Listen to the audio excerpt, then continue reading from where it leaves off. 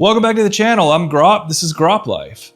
Have you recently bought a new Road Glide or Street Glide and put your 1,000 miles on it to break it in, then call the dealership to find out how much the service is going to be, and they tell you it's going to be anywhere between $400 and $600 or more dollars? Well, I did, and I don't want to pay $600 for an oil change, especially when I've got a shop that I can do this in, tools laying around, and a small amount of mechanical knowledge. But you really don't need a lot of mechanical knowledge, just how to turn a wrench. So let's hop into this and do the 1,000-mile service on my brand new 2025 Road Glide. And before you get going, no, this will not void my warranty. Two, I'm not using Harley-Davidson oil, I'm using Amsoil. And that won't void the warranty either, which a lot of people online seem to think it will. As long as you show proof that you did the service, purchased the oil, document it, which we're doing right here, then you can do this service yourself in your garage. No, you don't have to have a fancy lift table or a jack to do it on. You can do it on the Jiffy stand as long as you get a little bit of help, which that'll be coming later. So let's see if I can do this and not completely screw up my brand new motorcycle. In order to do the service, you're gonna need a oil filter wrench, a 5/8 socket, a T27, a 3/8 hex bit or Allen key, a belt tension gauge, and a set of calipers. That's pretty much all you're gonna need to do this first service on it for the 1,000 miles. You'll also need to pick up some O-rings. I got an extra derby cover gasket just in case. Usually you can reuse them. You'll also need Harley lube for your levers and some other areas on the bike that need to be lubed. Of course, your 20W weight motor oil for the engine, transmission fluid, and primary fluid, and of course, a new filter. I also picked up these funnels so I can try and not make a huge mess while doing this. And for the instructions are all in your owner's manual for this break-in service. You just flip it open and break-in maintenance. Walks you through all of the steps, all of your specs that you need, the oils that you need, how to check the oil level,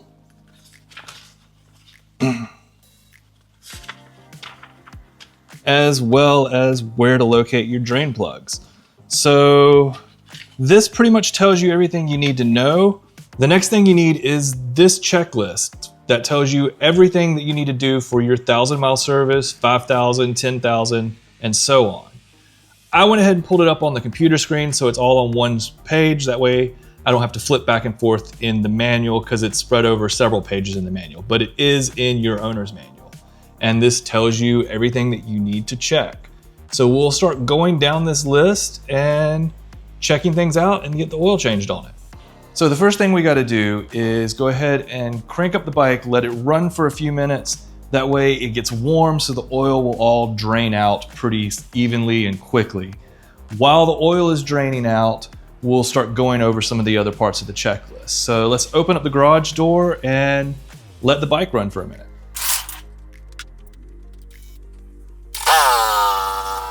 All right, I let the bike run for about 3 or 4 minutes. It's warm. Now let's hop up underneath it and drain out the engine oil.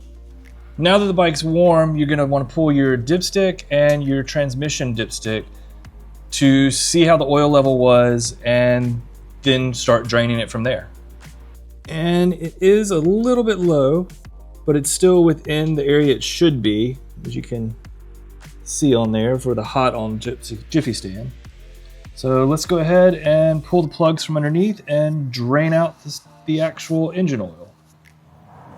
You will need your 5/8 socket to pull out the oil plug for the front of the engine, and crawl on the floor a little bit to do this in your own place. Now you have 2 plugs right under here. You've got one towards the front. This is your engine oil. And then this one back here is for your transmission oil. So we're gonna start with the engine oil and pull the oil pan underneath it.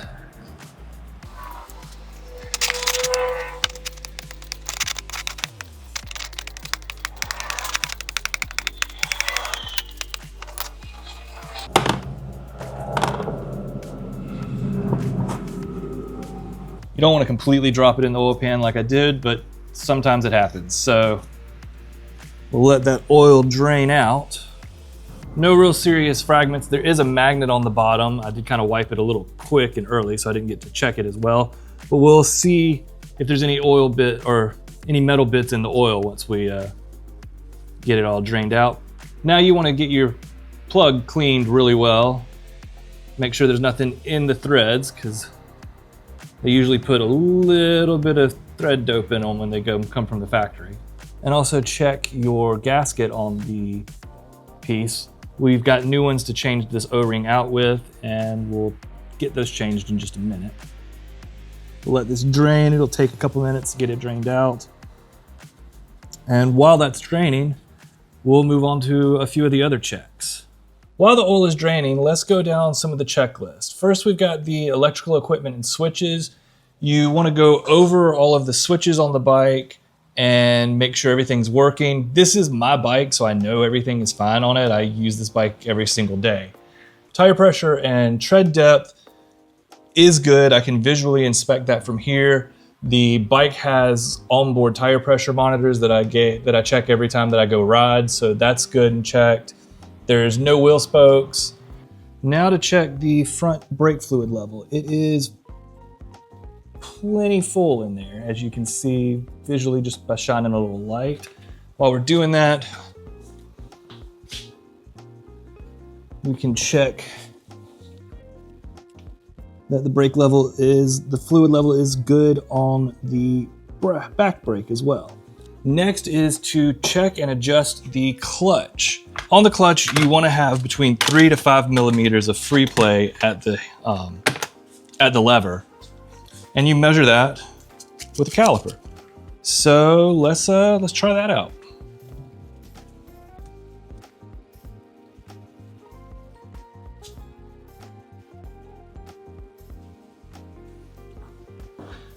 Basically, you're coming right here at the perch in between.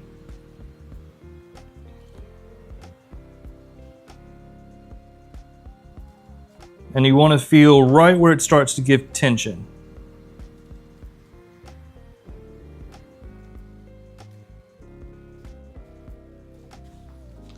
I'm coming in at 4 millimeters and it's within spec, so I don't have to actually go in and adjust the clutch because it does feel good to me still.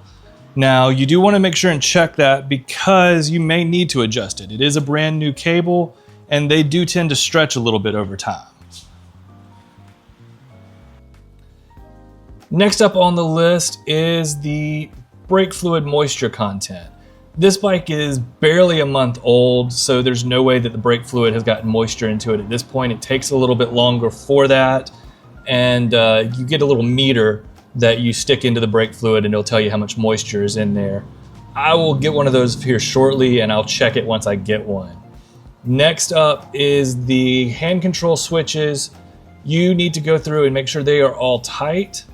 There's no need to do the steering head bearing until 25,000 miles, so we're good on that, and no need to do the air filter, no need to clean it until the 5,000 mile service. So let's check the tightness on these hand controls and then check and see if all of the engine oil has drained out. Now the hand controls are a T27 and they are plenty tight. This bike, like I said, it's brand new. I use it every single day. Nothing is loose on them. They're good to go. Now most of the oil has drained out from the engine. But one thing when you're doing it on the Jiffy stand is you do need to have the bike upright to make sure everything drains out. So I'm just going to sit on the bike, lift it upright for a minute and make sure everything's drained out. And then we'll get to putting the new drain bolt or putting the drain bolt back in and removing the oil filter.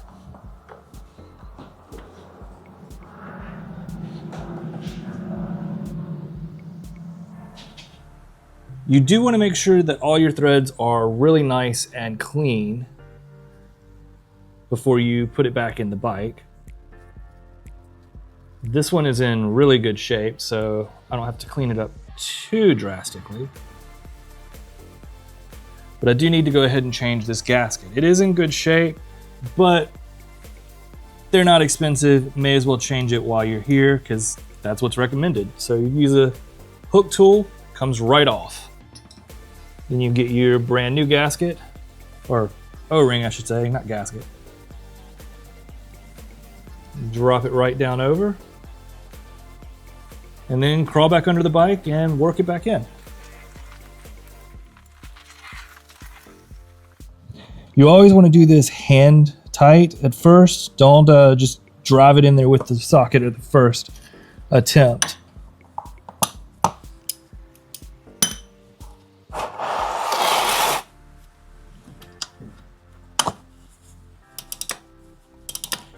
There is a torque recommendation for this. I don't want to talk about torque specs on the video since they do change. You want to reference your service manual or your owner's manual for those. And everything that I've seen recommended from other mechanics is just to get this tight and snug. You don't really need to pull a torque wrench out for it. You just want to make sure it's on there, because if you go too hard, you can tear that O-ring up.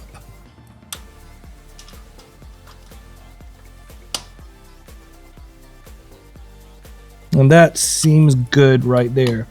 We'll come back later and check and see if it's got any leaks, and hopefully not. So let's take an inspection of this oil. Looks pretty damn clean, to be honest with you. I don't see any sparkly bits shining around in there. Not enough to be concerned with. So let's go drain this oil and then pull the oil filter out. Now, this is the part that can create a real mess, because we're going to need to shove some shop rags up under there just in case to catch it, because it is kind of designed to where it's going to just spill everywhere. We do have a funnel to stick up under there to try and catch as much of the runoff oil and get the oil filter out. So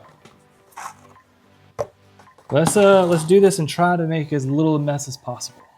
Well, that's not seeming to work. Looks like this is just going to end up being a mess.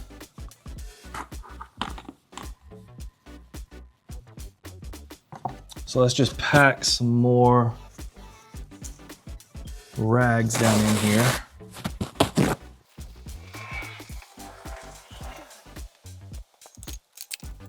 And they put this thing on.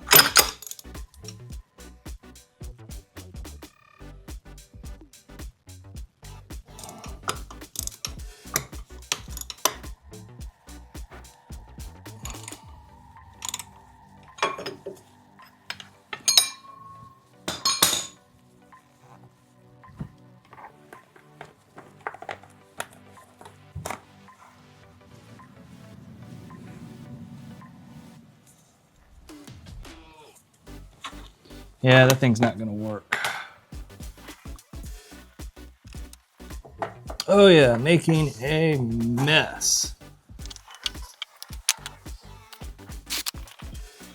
Got a big old puddle now underneath the bike. And this is why you wash the bike immediately after doing a service. Once you've gotten the oil off, or oil filter off, you do want to make sure and wipe up and clean this area up as good as you can. Make sure that the seal is going to go on with the new filter. Try and clean up as much of the area that you got oil on.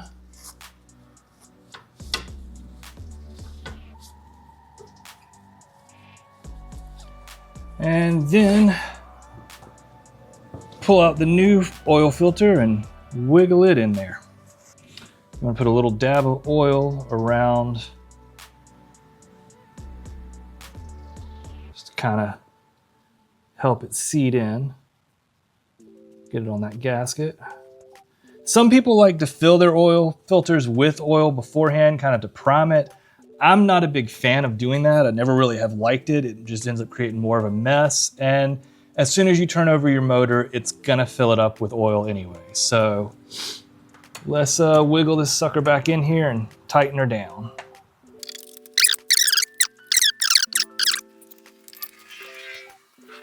All right, that is good and snug.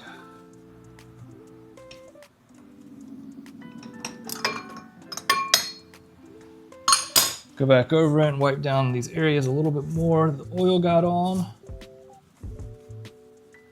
That is on there good and snug. We'll check it again, of course, a little bit later for any leaks. Next up, we need to drain the transmission fluid and get it emptying, and then continue on with our checks.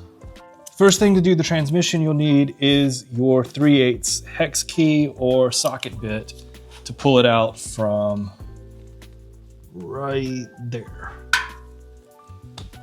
And then we'll check the level on the transmission fluid.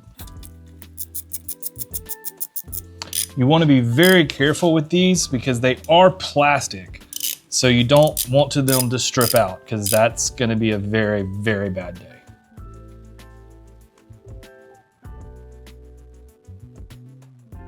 And it's sitting right in the middle of the indicator, so we are good to go. Let's go ahead and drain out the transmission fluid and go on with our checks. Again, for the transmission, it is a 5/8 socket.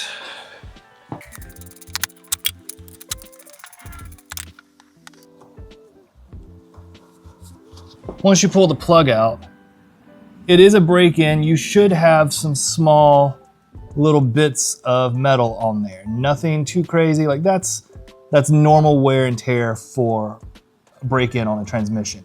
If you had some really long bits, that's where we would worry.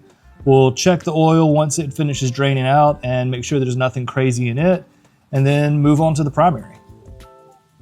Now, it is a little shiny. It does have some little tiny flakes in there, but that is normal for break-in on a transmission. There's gonna be some wear on it.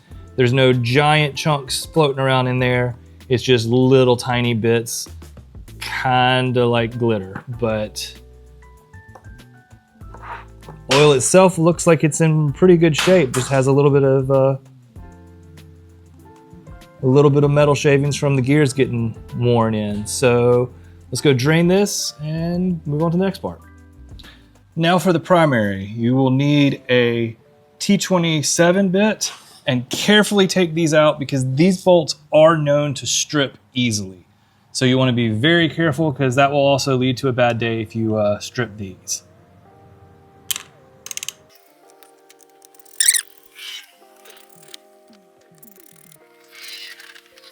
Always take the last one out first, or the top one out last,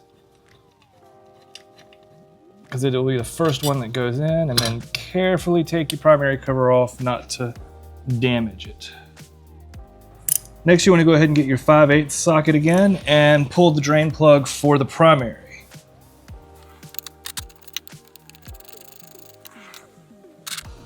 Again, a little magnetic plug.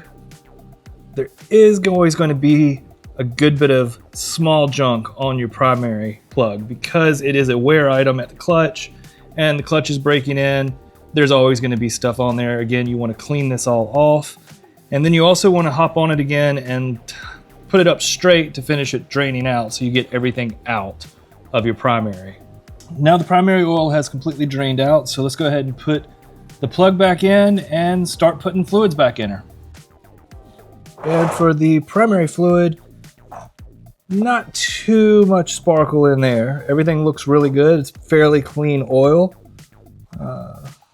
Yeah, let's drain it and move on. All right, now get somebody to help you have the bike upright because it does need to be upright when you are filling the primary. Stick your funnel in and pour 30 fluid ounces in when it's wet. You want it to be sitting just where it's touching the clutch basket. It's really hard to get that on camera and show, so what I'll do is I'll just put the image from the owner's manual in to show you what level it needs to be at. Next, you want to make sure you get all of this surface completely clean around where the derby cover goes on. Make sure there's no excess oil there. And then start putting your derby cover back on. There is a bolt pattern. You want to keep it in a star pattern. So start at the top.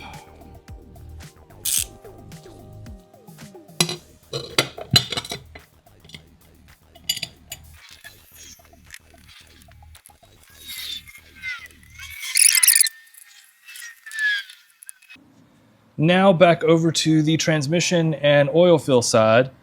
So what we'll do is we've got our long funnel put in. Next we will put 28 ounces of Amsoil transmission fluid, or transmission oil, transmission fluid, same thing, in the bike and move over to the oil.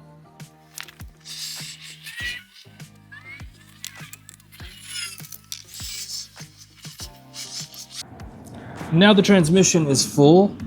We'll check the levels once we run the motor for a minute and get it warm.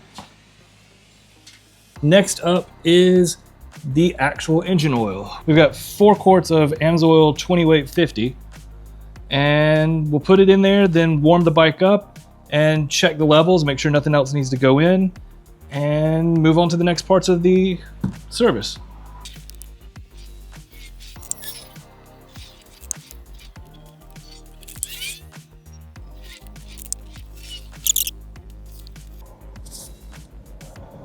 And now all the fluids are in the bike. We will go ahead and run the bike for a few minutes, let it kind of heat cycle a little bit, and then check the fluid levels and also check for leaks, and hopefully I didn't screw anything up on this first service. Fingers crossed. Now before I heat up the engine and get everything hot again, let's check a couple of things while they're cold and finish off a couple of things on the list before heating the motor up, taking it for a ride, and then checking the levels. So let's start with the belt tension. You should have a deflection of between 1/4 of an inch and 7/16 of an inch. You use this little belt tension gauge to check it. You set this gasket here, this little O-ring goes to a spot where it's marked 10 pounds. Push it up underneath on the belt and see how far it goes once it gets to the 10-pound mark. It's real simple. Let's check it out. You've got this little window with 16th of an inch notches. So you want to put your gauge underneath on the belt. Push it up to 10 pounds. And we are well within spec. So we are good to go. Next up, you want to check your coolant level. And let's see, with it being leaned over a little bit,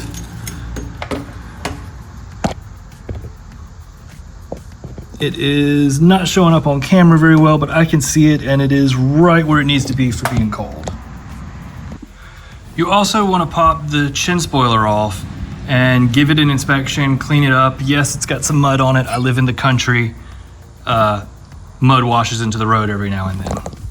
So let's pop this off, inspect it, blow it off, make sure it's not too bad.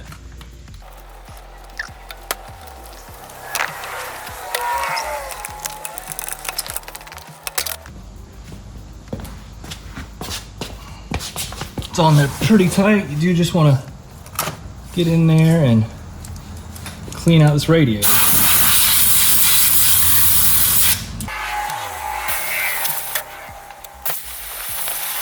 And I will pop it back off again once I go to wash the bike in a little while and clean it up a little bit more from that.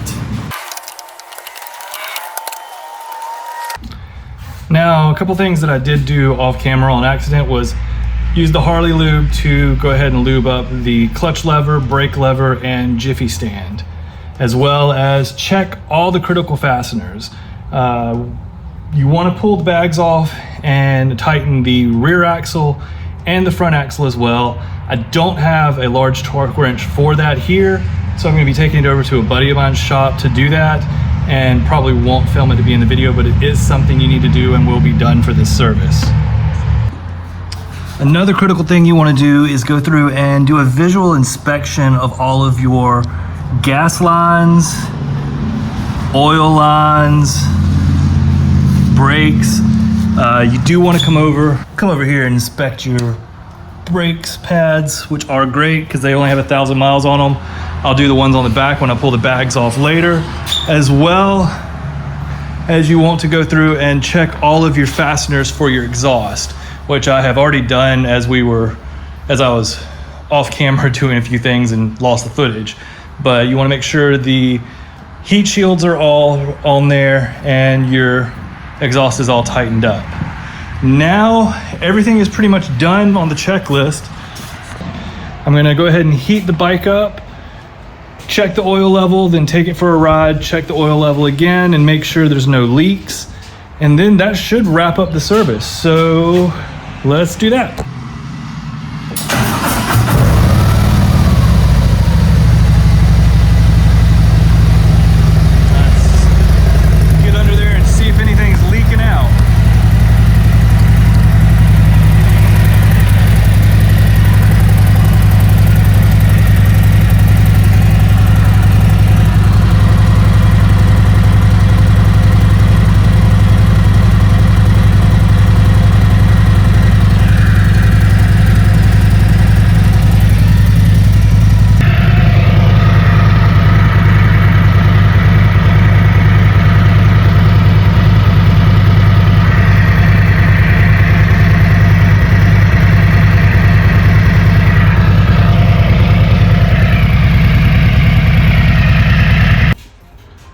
Okay, I am now back from a quick ride.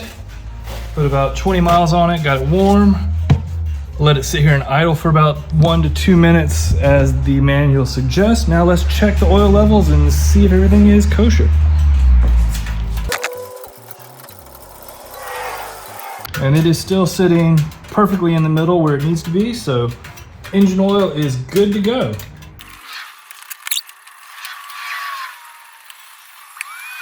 And it is also sitting perfectly in the middle where it needs to be. So it looks like the fluids are all good. And that kind of concludes the service. Back from the ride, check the oil levels, they're great. The service is done. All I have to do now is go run to my buddy's place and check the torque on the axles, which I'm sure they're fine as it goes. I will say, the Amsoil does live up to the reputation. The top end is a lot quieter and shifts really smooth. Bike felt great. Yes, you can do this service yourself if you have a garage, the space to do it, and some tools and a little bit of mechanical know-how. Now, hiding behind me are some boxes. You're gonna have to hit the like button, subscribe, and turn on notifications to see the next video to find out what parts arrived while I was doing this service. But overall, I'm super happy with how it's gone. I can't wait to now put a bunch more miles on this bike. Hopefully get to the 5,000 mile service soon, and now I know everything that I gotta do on it, and so do you. Open up your owner's manual, buy a service manual. The Amsoil ended up saving me about $450, $475 because the Amsoil was about $117 for all the fluids shipped to me, where if I had gone to the dealership and gone with Sin 3, it'd have been closer to $180, $200 by the time I got out the door. And if I had them do the service, it would have been $600 instead of what ultimately costed me about $150 by the time I bought the Amsoil, the funnels to go in it, and just a couple of like small tools like the belt tensioner gauge. So yeah, do the service yourself if you're up for it. It won't void your warranty. You'll be good, and you'll be able to pound down the miles and not have to spend all that money at the dealership for a service. So thank you so much for watching. I appreciate it if you made it this far in the video, and I will catch you on the next one. Ride safe.